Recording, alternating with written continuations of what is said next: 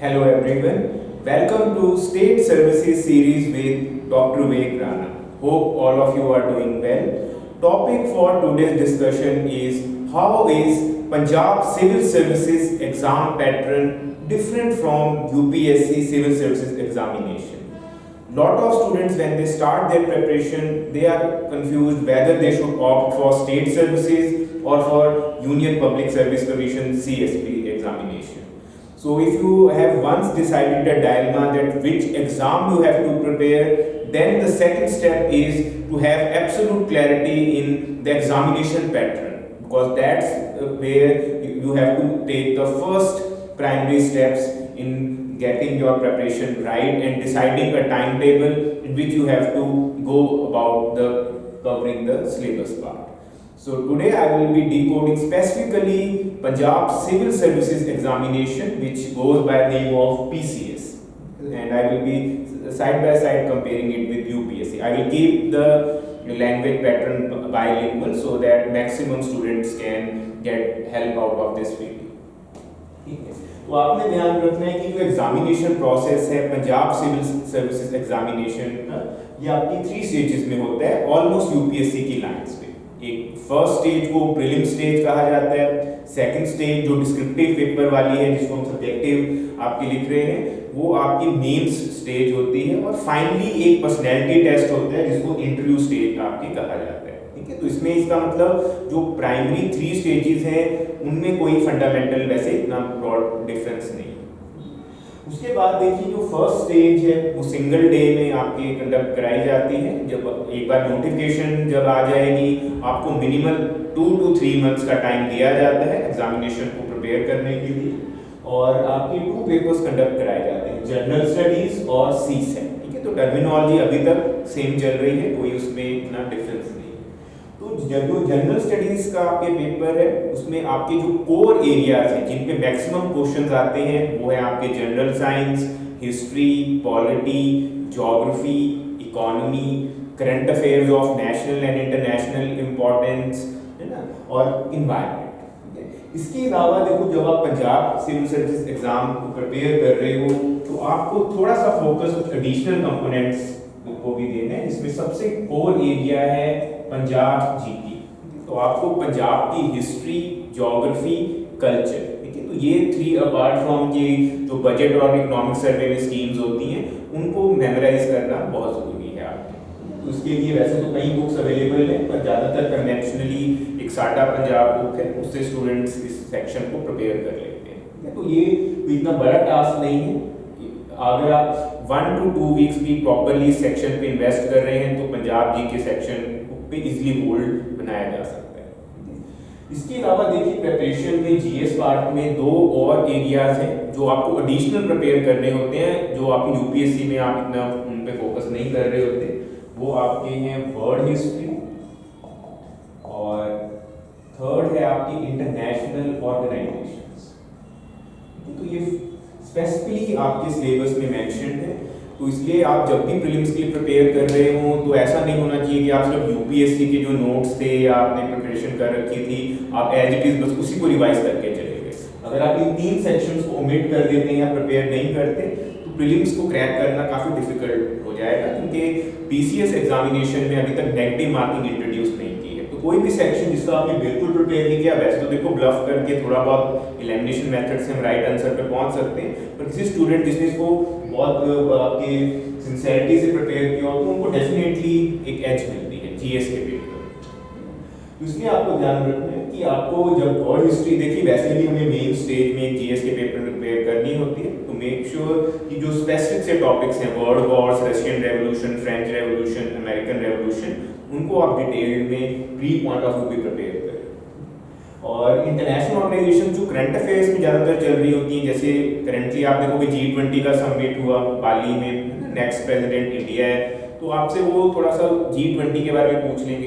पिछली बार में question G8 पे आ गया था कि कौन सी कंट्री G8 से बाहर हो गई है कि जिससे वो G7 ग्रुप बन गए। तो इसलिए आपको इंटरनेशनल ऑर्गेनाइजेशंस के हेडक्वार्टर इंडिया मेंबर है या नहीं, कितनी उनकी ओवरऑल स्ट्रेंथ है, कब उनकी फॉर्मेशन हुई, और बेसिकली कोर मैंडेट क्या है, इकोनॉमिक एंगल है, सिक्योरिटी, वो आपको क्लियर होना चाहिए। उसके बाद देखिए एप्टीट्यूड टेस्ट में कोई ज़्यादा मेजर डिफरेंस नहीं है। कोर एरियाज, इंग्लिश कॉम्प्रीहेंशन, पर साथ में थोड़ी बहुत इंग्लिश ग्रामर भी पूछी जाएगी। और उसके अलावा देखिए मैथ्स में रीजनिंग सेक्शन काफ़ी डोमिनेट करते हैं और एक क्वांट सेक्शन के कोर मैथ्स के 10th लेवल के क्वेश्चन आते हैं।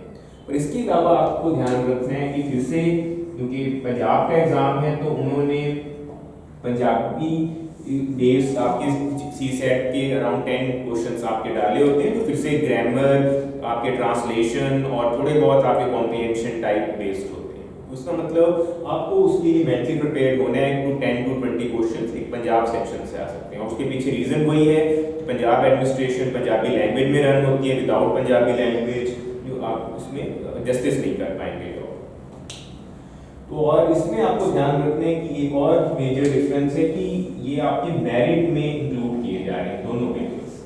तो वरना आपका देखिए अगर यूपीएससी पेपर है तो उसमें सी सेट को हम बहुत लाइटली लेते हैं, सिर्फ 67 मार्क्स हमें स्कोर करने होते हैं आउट ऑफ 200, क्योंकि वो क्वालिफाइंग नेचर का है। पर यहाँ पे सी सेट इस टाइम पे डिसाइसिव बना हुआ है, तो अगर आप इस पेपर को प्रीलिम स्टेज को निकालना चाहते हैं तो सी सेट को आपको सीरियसली लेना होगा और उस पर कंसिडरेबल टाइम बैलेंस करना होगा। तो इसलिए आपने ध्यान रखना, हो सकता है कि अब नेक्स्ट नोटिफिकेशन, क्योंकि पहले भी लास्ट 2 एग्जामिनेशन में डिमांड थी कि इसको क्वालिफाइंग बनाया जाए, क्योंकि ओवरऑल इसमें देखा गया है कि नॉन आपकी इंजीनियरिंग बैकग्राउंड के जो स्टूडेंट्स हैं मेनली उनको थोड़ी सी एक एडवांटेज हो जाती है। तो पर अभी के लिए इस पॉइंट ऑफ टाइम जब ये वीडियो रिकॉर्ड कर रहे हैं तो ये अभी क्वालिफाइंग आपके मेरिट वाला पेपर है, तो आपको दोनों सेक्शंस को बैलेंस्ड वे में प्रिपेयर करना है। तो कट ऑफ थोड़ी सी हाई जाती है प्रीलिम्स में एज कम्पेयर टू यूपीएससी, क्योंकि नेगेटिव मार्किंग नहीं है, तो इसलिए आप उसको थोड़ा सा आपको उसको राउंड में रखना है। पर वैसे प्रिपरेशन के जो कोर प्रिंसिपल्स हैं वो सेम है। चलिए उसके बाद देखिए विद इन आपके रिजल्ट वैसे पीसीएस का काफ़ी जल्दी आ जाता है, तो आपको ज़्यादा वेट नहीं करनी होगी। आंसर की भी वो आपके डिस्क्लोज करते हैं और उसमें आप अगर आपको लग रहा है कि राइट आंसर नहीं है तो आप अपनी ऑब्जेक्शंस को भेज सकते हैं, जबकि ऐसी कोई प्रोविजन यूपीएससी में नहीं होती है। उसके बाद आपकी जो मेन स्टेज है वो आपके डिस्क्रिप्टिव स्टेज होती है और आपको रफली फिर से 3 मंथ्स का मिनिमल टाइम मिलेगा प्रीलिम्स और मेंस में इस एग्जाम को प्रिपेयर करने के लिए। और यहाँ पे आपके काफ़ी वैसे हम कह सकते हैं कि थोड़ा बहुत डिफरेंसेस थोड़े और आपके सब्सटेंशिएट हो जाएंगे।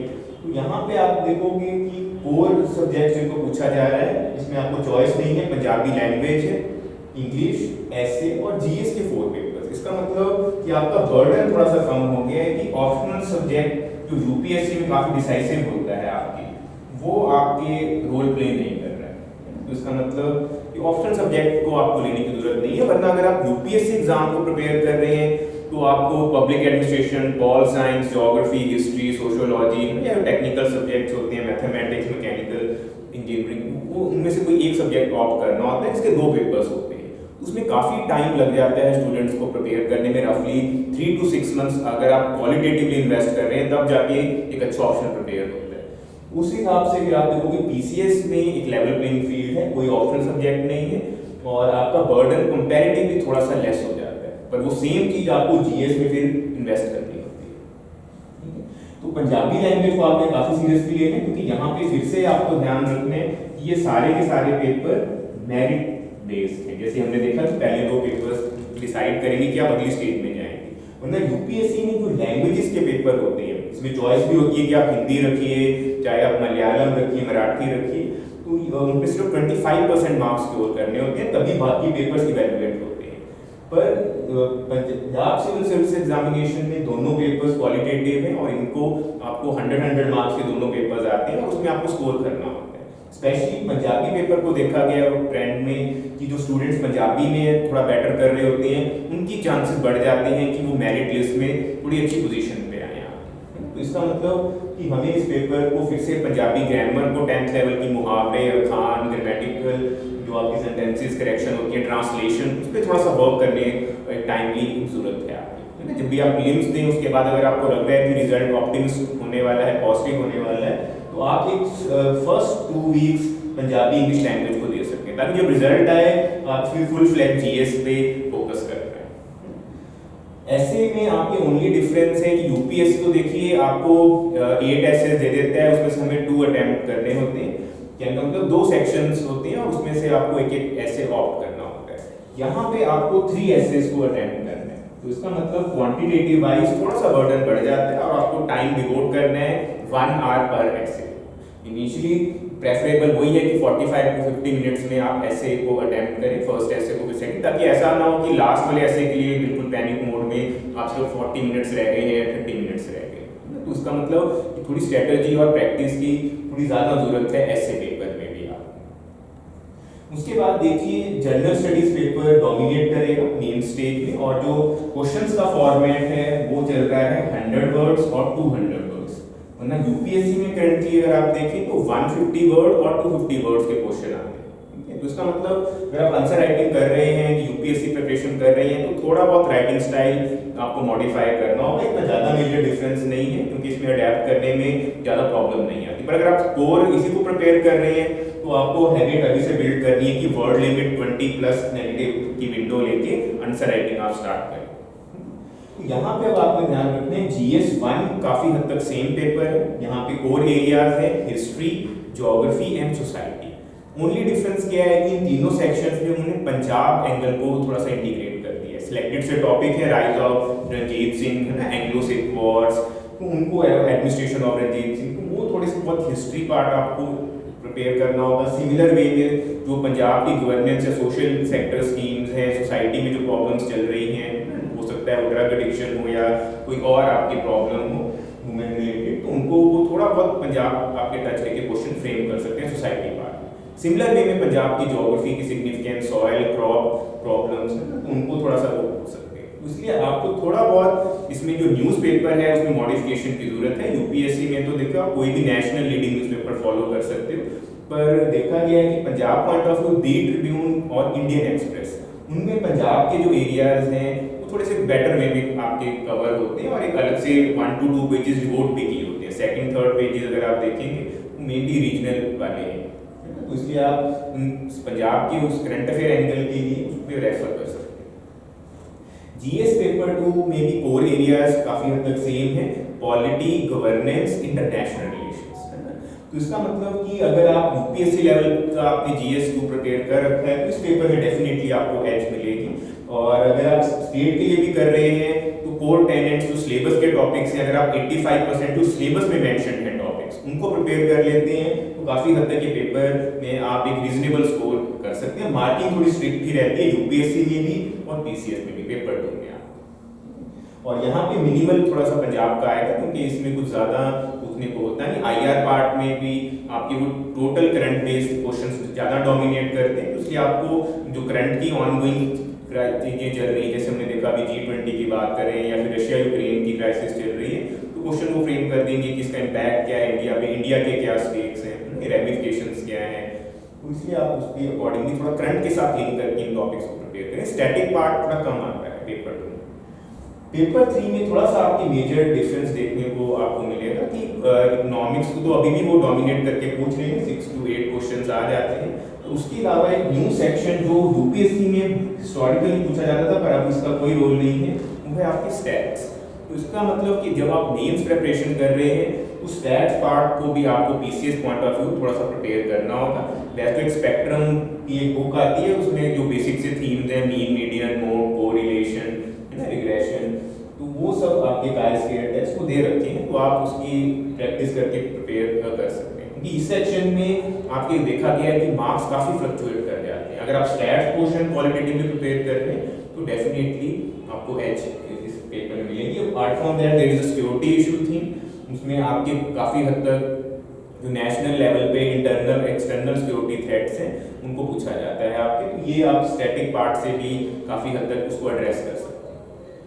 उसके बाद देखिए जो फाइनल पेपर है जीएस 4, ये फिर से काफी डिसाइसिव चल रहा है पीसीएस में। इसमें देखा गया कि 10 to 15 मार्क्स की आपके डिफरेंस देखने को मिलता है, वरना फर्स्ट 2 पेपर्स काफी हद तक जो टॉपर्स के मार्क्स होते हैं वो ऑलमोस्ट कंपेरेबल होते हैं। उस जीएस पेपर 4 में आपके यूपीएससी में तो देखिए एथिक्स एंड डिसीजन मेकिंग पूछा जाता है, जिसमें थ्योरी पार्ट होता है एथिक्स का और फिर केस स्टडीज होती है।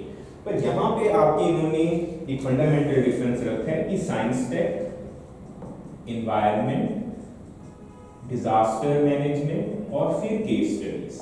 तो इसका मतलब कि आपको पेपर 3 के कुछ सेक्शन था जहाँ आपके स्टैट्स को उन्होंने रिप्लेस किया, उनको पेपर 4 में क्वालिटेटिवली पूछा जा रहा है। तो इसमें बायोटेक्नोलॉजी, स्पेस सेक्टर और डिजास्टर मैनेजमेंट में करंट कोई डिजास्टर हुआ, जैसे अभी हमने देखा रिसेंटली मॉर्बी ट्रेजेडी हो गई गुजरात में, तो ऐसे क्वेश्चंस को फ्रेम करके आपके क्वेश्चन को फ्रेम किया जाएगा। केस स्टडीज काफी लाइट होती हैं, हार्डली आपके 2 to 3 जो आप कॉमन सेंस से भी एड्रेस कर सकते हैं ऑन द स्पॉट। तो उसका मतलब कोई स्पेसिफिक इतनी मेजर प्रिपरेशन केस स्टडीज की आपको नहीं चाहिए, वरना अगर आप यूपीएससी का पेपर देखें काफी इलैबोरेट और लेंथी केस स्टडीज आती हैं, इनके लिए काफी आपके प्रैक्टिस की आपकी जरूरत पड़ती है।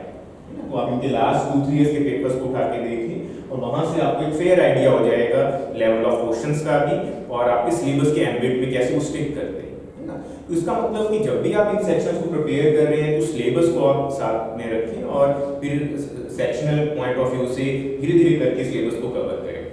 अगर आप इस रिजल्ट में शाइन करना चाहते हैं तो आपकी स्ट्रेटेजी यही होनी चाहिए कि मेंस से पहले कम से कम 2/3 मेंस का सिलेबस भी कवर हो।